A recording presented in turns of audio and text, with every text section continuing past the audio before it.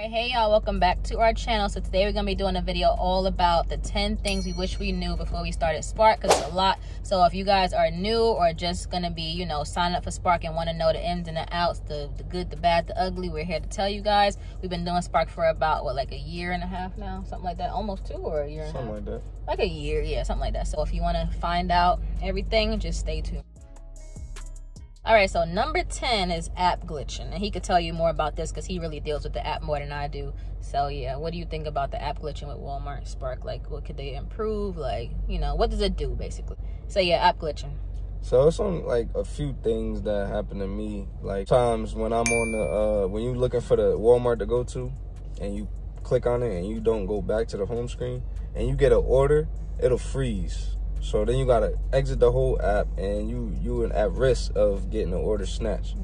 So that happens sometimes. Sometimes when you're in front of the address that's on the app and you press confirm, it won't let you confirm. It's saying you're not at the address. You gotta do like 3 times, right? Yeah, that happens. Yeah. Sometimes it don't let you sign in. A couple things, not too many glitches, but you know, that one thing that's annoying is when I'm looking for the Walmart and I click on it and I don't go back. Then I get a new order and I try to click on the order and it freezes. And then you can lose it. So that's the thing. So be careful with that type of stuff. So yeah, the app does glitch here and there. It's not as bad as some of the other apps, but it does glitch for sure. So that's number 10. And so no bags for us is like market dependent though, because everybody doesn't have what we have. So where we at is a plastic bag ban. So you guys always ask us about the reusable bags. So we buy that ourselves. No, we absolutely do not buy 74-cent bags for each person because we would be broke. That wouldn't make sense. So sometimes, like in the beginning, like we would have times where we would go in the store, they didn't want to give us any bags. So we would have to basically take the stuff in our hands, whether there's like canned soup, meat, whatever it is, and just leave it on their porch, on the ground. So I feel like that's just unsanitary. So we had that issue happen to us, but it might not happen to you. It's you the never customer, know. Though. The customer sometimes too. The customer don't be ordered. Like they give us bags when the customer order them. So if the customer doesn't order bags, they don't give us bags. So. Because they don't want to have like 80 reusable bags. Yeah, that's the customer's fault. If they want their stuff just single, so that makes it harder for them to gather their stuff. Then they got to carry everything in. And it makes it harder for us too, because there was one time we had a really big order and we had not a single bag. We had to make like 5 trips from the car to the porch, and we filled up the whole porch with canned goods, different things like that, chips. I mean, I don't mind like if they had an order and they didn't want to purchase bags because they had so many. Leave the bags on the porch. Or a box or something. When we get there, I'll put them in the bags. Like, I don't mind doing that, but just leaving stuff all over the porch, I don't care. Yeah. That's the customer. Like, if y'all want that, then hey, I don't mind. Y'all just want to have stuff all over the porch, then. Yeah. Bags, like I said, is market dependent. Best orders to take. We didn't know when we first started out. So before, when we first started, we was looking at the batches and we was seeing how far they were. We was like, nah, we're not taking those. And then we was just taking the regular curbside, you know. And then I don't know what made us do a batch for the first time. It was one day we got that batch. It was like $50-something. Yeah, so we was like, let's try it out. We did it, and that's, to us though, I feel like the best orders is the batch orders, because it's like, you just doing it. Like, you going to the place, dropping off stuff. It's like you don't gotta wait. You don't gotta get it at the 20, wait for the 45. Like, you getting a number and it's straight money. No tip. Like, I'd rather no tips, because Spark tip system is terrible. Spark tip system is terrible. So I'd rather do the batch orders because it's straight money. And it's like, I already know what I gotta do. I got my little 12 deliveries and I'm going to get it done. I ain't going back and forth to the store and all that. I feel like the best orders is the batches. And when we say batches, we mean like multiple stop orders. You'll see where it says 8 orders for $50, whatever, 11 like the orders. Amazon setup. Yeah, like, basically. They got like a little Amazon setup. They give you a bunch of packages and just drop them off. So we feel like that's the best way for us to maximize our money. Because if the day was slow and the curbside is trash, we can get 1 batch, 2 batch, and the whole day could change. We can make $100 just in that little bit of time. So if you guys are new or just going to be starting out, I would say give it a try. See if you like it. If it's worth it, the money-wise to the, the package amount, and see, because that's what we feel. Yeah, it got to be worth it. Every order you take, obviously, has to be worth it. So if it's a batch that's 48 miles and let's say 12 orders and they only paying $20, $30, like that's not worth it. So obviously you wouldn't take that, but yeah, in our market, our batches be worth it. So.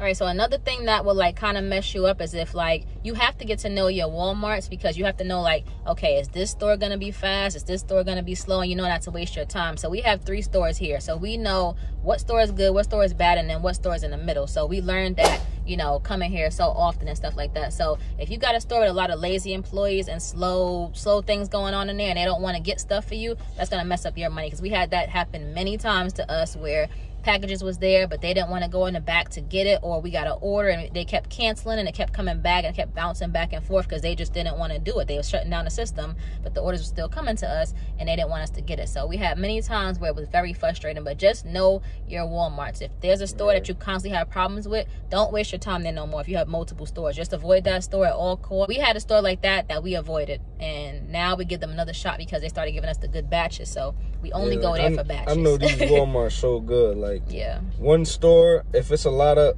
items, I'm not going to them because I know they don't be finding them. They slow at picking. So you're gonna be in there all day. Like in one store, like she said, we used to never go to them because the employees was so terrible. Now they got better employees and only go there for batch orders. So like, and it's a little far. That's a store. If you've been watching us, you know we have a store that's a little bit out of the way, and we don't go to them often. But if it's a batch and it's worth it, I will drive up there and go get it. Exactly. About the wait times and stuff. So every market is different once again. So with us, we kind of got like a little special thing going on in our market where we can just go in the store and get our curbsides once it is time to check in. So we don't have to sit out here and wait. I mean, we can wait if we want to, but we don't do that because we can go inside. I know everybody can't do that, but they should have it like that. I know it might cause a little chaos if it's a lot of drivers and stuff like that, but I think it's a good thing. The long wait time with the curbside, tell them about your wait at your area. How long you had to wait and stuff like that one time. Oh, in my area, I had first of all, my area is so cutthroat. I gotta literally have your finger where the accept button is gonna pop up. So as soon as it pop up, you just accept it. You can't look at the order or nothing. You gotta accept it because you won't get no orders. But I had got an order and I was waiting for like an hour for the order. Then they came out and they didn't have all the stuff. So then I had to wait another 30 minutes. And I don't remember what I did. I think I just dropped the order and I went home. So sometimes you guys are going to have a long wait. So you got to just like think about it. Like, is it worth me waiting this long for a $20 order, or should I just drop it and wait for something else to come along? Or you might have to change stores, because if that store is just notorious for not getting stuff ready and just being lazy, like we just said in the last part, then just don't even bother. But you're gonna have wait times with Spark, so you're gonna have to wait it out. We have plenty of times where, you know, we've been waiting here for 2 hours with nothing basically. So you just gotta figure it out. And if, you know, because Spark is a good app to have, but there is, you know, there's cons with everything that you do, obviously. So just keep that in mind. Long wait times is a thing with Spark. All right, so additional, when we first started, we did not have any ideas of what time these orders came out. So I think a long time ago, somebody wrote in the comments like, okay, the 20 drop is for the curbside, the 40 of the hour is for the batch orders. But now everything has changed, basically. We can rely on the 20 drops here and there, but, you know, sometimes you get skipped, basically. But we'll talk about that in a few. Some of the orders, the curbsides come on a 20 drop, and I can't really say when the batches come because they're sporadic at this point. The batches come all times of the day. Shopping orders come all times of the day. But I know in other markets they can pinpoint it more, but we can't do it no more. So we know that at 120 there should be an order. At 220 there should be an order. So that's what we mean by the 20 drop. So at least you guys know that at the 20 of the hour there should be an order coming through, so you can time your deliveries by that if you're able to or whatever. So yeah, knowing the order drop schedule is very important.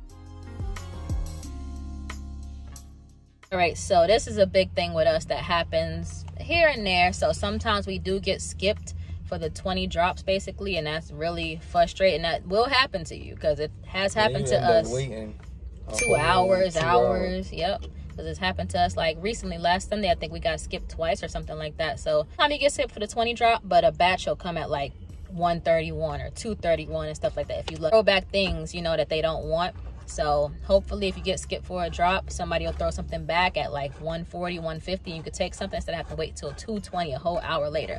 But you can also just, like, you know, multi-app in between if you guys have other stuff to do. That would be a good idea instead of wasting your time sitting here and waiting, because you could get skipped again. You get skipped 3 times for all we know. We just don't know. It's just how the store is. And I would say if you got skipped 3 times, go to another store, because that store is just not, it's not doing it that day. So keep that in mind. Okay, so number 3 would be the GPS. The GPS will have you turned around, especially with apartment complexes. It's the app, really. It's because sometimes you get the address from the app and you just go to navigate, and they'll take you somewhere that don't have nothing to do with where you're supposed to be. And then you'll put the actual address in the GPS manually, and they'll take you to the right spot. Same exact address, and it says the same address on it. I don't know why it does that. Like, that's so you crazy. got to pay attention, because they'll put you at the wrong house and you'll be delivering the groceries to somebody else, and then you're going to get in trouble for that. Not the GPS. You are going to get in trouble for that. So pay attention to that thing. If you think something's wrong, just go in Google Maps or Apple Maps, whatever, and double check. You can see the picture of the house and stuff like that, so you guys can know what's going on. And with apartment complexes, they always have you going around in circles and circles and circles. We've never been pinpointed to the right apartment complex, like, you know, first, like the right apartment and stuff like that. So we always end up in the back and got to drive around, find the numbers, and do all that type of stuff. So keep that in mind. The GPS is going to have you going crazy. That actually just happened to us. Yeah, when we was doing that, like, yeah, it was crazy. Coming down to the last 2. Number 2 is tip baiting. I know you guys have heard about this. Basically, you'll see an order, could have a $20 tip on there. Then when your tip's supposed to roll in, you'll see that the tip got canceled. Like, you did all that work and your tip is gone. I don't know why Spark allows such a thing. When somebody tips you, it should stick, and that's it. Not give them all this time to take the tip back and stuff like that. It's just not the way to do it. Spark give them 24 hours. Like, It's crazy. Why? Like, why does that even... That doesn't make any sense. If you're going to tip bait, don't bother tipping. Like, that's just, like, don't deceive people into thinking that they're going to get all this money for this order, and it's no such thing. I know they need time to, you know, check their stuff, make sure they got everything. That's why I like Instacart, because when it comes to tipping, Instacart only give you 2 hours, and you can't cancel the whole tip.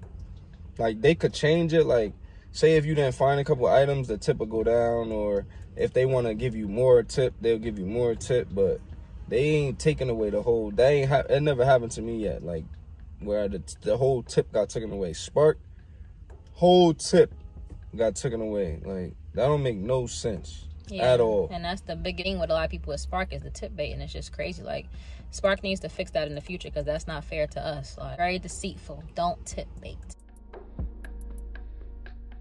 Last but not least, when we first started, there was no such thing as instant pay.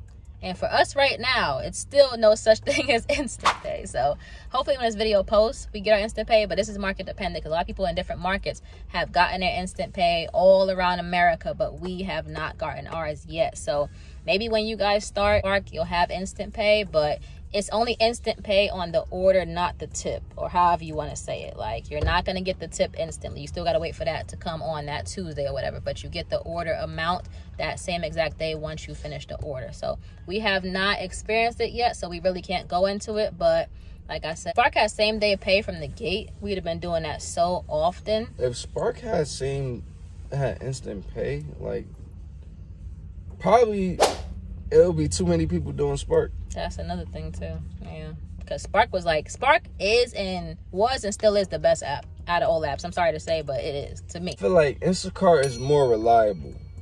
Like, I know every day I'm gonna get orders. Like, it was some days I used to be up there waiting all day and don't get no orders for Spark. So I feel like, but Spark is less work, and you make more money. And you don't drive that far. You don't drive as far. Everything's close. See, Instacart, you got to work a little harder for your money. But I feel like we get instant pay. I cash out every single day when I do Instacart. Or I could choose to leave it in there and cash out on Fridays. Like, they give me the option. Spark don't give you no option. They just, every Tuesday, you get some money. Like, job like this, when you're driving every single day, doing work, and you're using your own car, I feel like it's a no-brainer. You need instant pay. What if fix something on my car, or I got a flat or whatever, and I can't get my money. Like, that makes no sense. Yep. What's the point of being your own boss, a private contractor, if I can't access my money? That's like a job. Like, I'm getting paid every week. Like, I quit that because I want to get paid every day. Instant pay, like, you can, you know, you can do the instant pay, or you can keep it how it is now. So it's up to you. If you guys don't want to do it like that, or you think you can't hold the money, like, you think you can't, like, not spend the money every single day, whatever's better for you can do it. But like I said, we still have not gotten it yet. But when you guys sign up, hopefully they have that in your market. So that's pretty much everything we wanted to tell you guys. If you have any questions, leave them down below. Plenty of answers for you guys. So yeah, that's pretty much it, and hope you guys enjoyed our video, and we see you guys in the next one. Peace.